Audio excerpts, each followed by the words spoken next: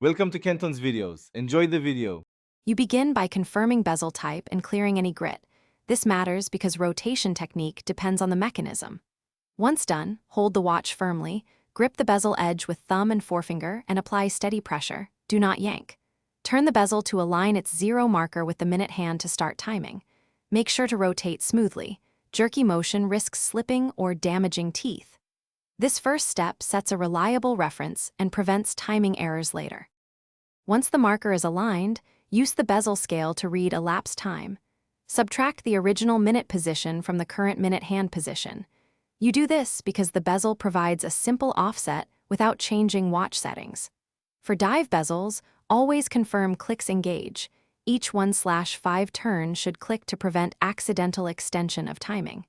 If using a GMT or Tachheimter bezel, rotate to the target reference and calculate as described by the scale. This converts to finish, return, or leave the bezel where needed and press gently to confirm engagement. This prevents accidental drift. If the bezel feels stiff or sticks, clean the gap with warm, soapy water and a soft brush. Then dry thoroughly and apply a tiny amount of watch-grade lubricant to the pivot. Make sure to test rotation after cleaning. If problems persist, bring the watch to a professional.